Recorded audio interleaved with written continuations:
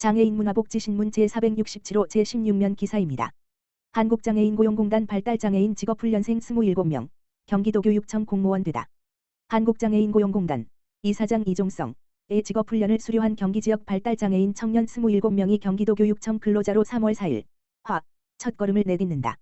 이들은 한국장애인고용공단 경기발달장애인 훈련센터와 경기북부 발달장애인 훈련센터, 이하 훈련센터라 함에서 실시한 직업훈련을 2월 14일 금 성료하고 경기도교육청 산하학교, 교육원 등 각 기관 행정보조원 및 급식보조원으로 근무할 예정이다.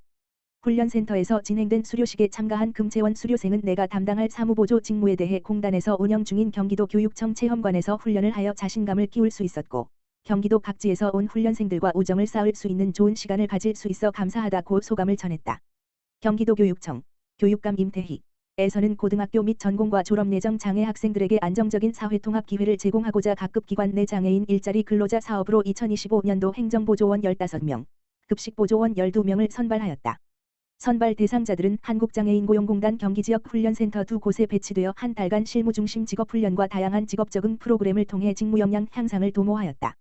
이종성 한국장애인고용공단 이사장은 경기도교육청과 연계하여 체계적인 직업훈련을 통해 학교에서 직장으로 효과적인 전이가 이루어지게 되어 기쁘다며 앞으로도 양질의 일자리 발굴과 맞춤형 직업훈련 서비스를 통해 발달장애인의 꿈이 현실이 되도록 지속적으로 노력하겠다고 밝혔다.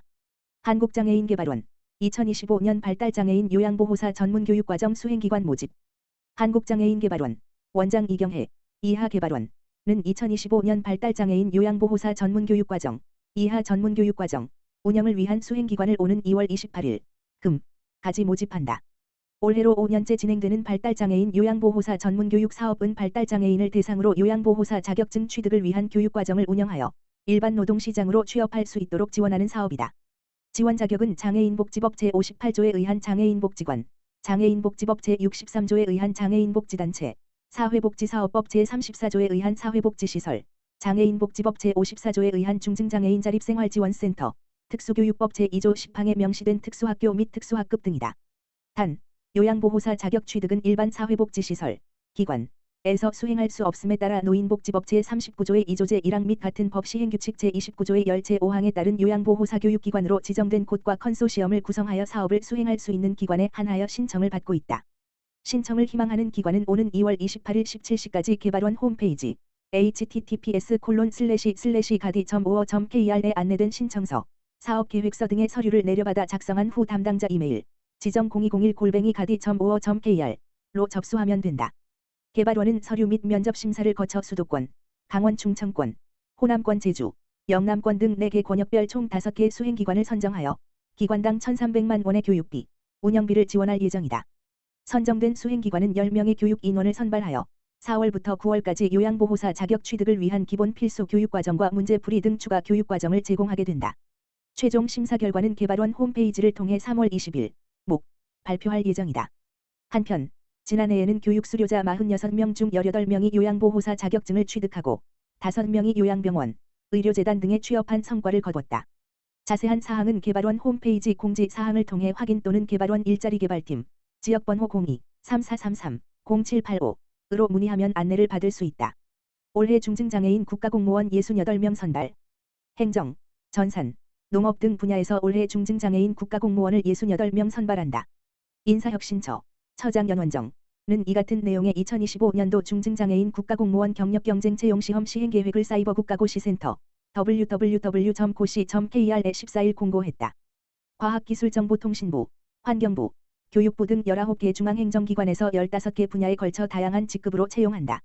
직급별로 7급 2명, 8급 4명, 9급 56명, 연구사 5명, 전문경력관 1명을 선발한다. 최종 합격자는 우편물관리 정보시스템 운영관리 예산 회계 계약 업무 유전자 분석 관련 업무 등 중증장애인 근무에 적합한 직위에 배치된다. 응시 자격은 장애인 고용 촉진 및 직업재활법에 따라 중증장애인에 해당하면 시험에 응시할 수 있으며 선발 단위별로 정해진 자격증과 경력, 학위 등의 요건 중 한 개라도 충족하면 된다. 원서는 3월 11일부터 17일까지 온라인으로 접수해야 하며 서류 전형 4월, 면접시험 5월 21일 22일을 거쳐 7월 11일 최종 합격자를 발표한다. 선발 단위별 세부 응시 자격 요건, 원서 접수 방법, 시험 일정, 현해 지원 신청 등 자세한 내용은 사이버국가고시센터를 통해 확인할 수 있다.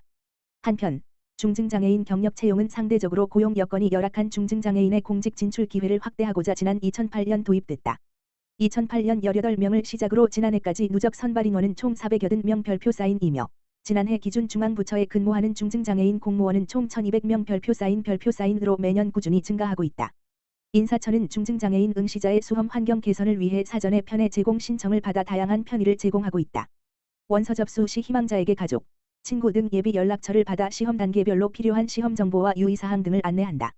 면접에서는 장애 특성에 맞춰 인공와우 등 보조기기 착용, 필담 면접 등 다양한 편의가 지원되며 별도의 특별상황 전담 대응 조직, 팀을 구성해 응시자 불편 사항을 사전 예방하고 있다. 서류 전형 합격자 증빙 서류 제출 방식도 기존 등기 우편 방식 외에 온라인 제출 방식을 병행해 개인 상황에 맞게 제출토록 하고 있다.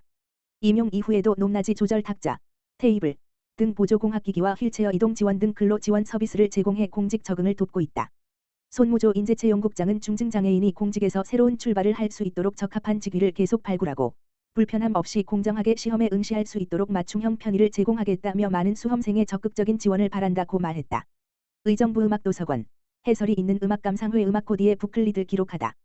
의정부 음악도서관은 지난해 진행했던 해설이 있는 음악감상회 음악코디의 부클릿을 활자로 기록한 음악 칼럼집 스위트, 오퍼스 1을 발간한다.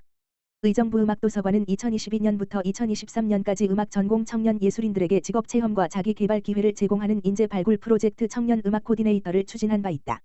이어 2024년에는 이 프로젝트에 참여했던 2명의 청년 음악인 이지원, 정세담이 해설이 있는 음악감상회 음악코디의 부클릿을 통해 젊은 음악인의 시각으로 바라본 오늘, 현 시대의 음악에 관한 이야기를 전해 큰 호응을 받았다.